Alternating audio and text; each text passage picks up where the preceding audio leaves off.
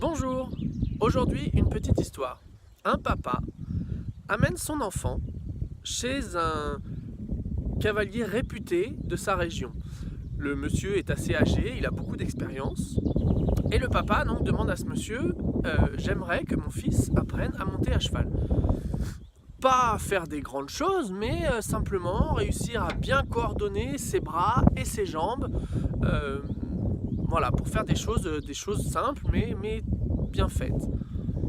Et le monsieur, le vieil écuyer, il se retourne vers lui et il dit « Vous savez, monsieur, ça fait plus de 40 ans que je travaille tous les jours pour essayer de réussir ce que vous êtes en train de me demander. » Et là, j'adore cette histoire parce que ça vous permet de voir que quel que soit notre âge, notre expérience en équitation, on a toujours des doutes et on a toujours des choses qu'on essaye d'améliorer. Et c'est normal, c'est normal de ne pas y arriver directement. Et c'est normal d'avoir des doutes. La seule chose, c'est que, vous savez, la différence entre un amateur et un professionnel, c'est que le professionnel du cheval, c'est quelqu'un qui s'est trompé beaucoup plus de fois que vous. Donc il a eu beaucoup plus d'expérience. Et la différence entre un professionnel du cheval normal et un bon professionnel du cheval, c'est que le bon professionnel du cheval, en plus de s'être trompé beaucoup plus de fois que vous, il a appris de ses erreurs. Apprendre de ses erreurs, c'est toujours ce qu'on entend, hein. On doit toujours apprendre de ses erreurs, c'est en faisant des erreurs qu'on apprend, mais il n'y a personne qui vous a dit qu'il fallait absolument que ce soit les vôtres d'erreurs. Par exemple, j'ai pas besoin de me faire écraser par une voiture pour savoir qu'il ne faut pas que je traverse la route quand une voiture passe. Donc ça, ce sont des erreurs qu'on peut éviter sans avoir besoin de les faire.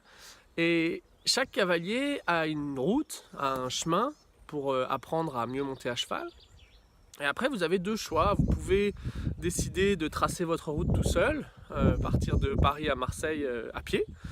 Il va vous falloir des bonnes chaussures et puis plusieurs jours ou mois de marche. Ou alors vous pouvez suivre des chemins qui ont été tout tracés ou carrément monter dans la voiture de quelqu'un et prendre l'autoroute. Et aujourd'hui, c'est ce que je vous propose. Si vous avez envie d'apprendre à dresser votre cheval, j'ai regroupé dans une formation plein d'exercices, vraiment beaucoup d'exercices à pied, à cheval, pour vous apprendre à avoir un cheval léger et pour vous apprendre à mieux dresser votre cheval. Cette formation, vous pouvez y accéder en cliquant sur le lien qui est juste en dessous de la vidéo. Et vous allez voir, donc parce que je sais qu'il y a beaucoup de gens qui sont sceptiques et qui ne savent pas trop se décider, donc pour cela, ce que je fais, c'est que j'ai tiré un module de ma vidéo et vous l'offre gratuitement. Si vous remplissez donc votre adresse mail, vous allez le recevoir par email, ce module gratuit pour apprendre à placer votre cheval dans la légèreté. Voilà, c'est ce que j'avais à vous dire pour aujourd'hui. Cliquez sur le lien, allez voir.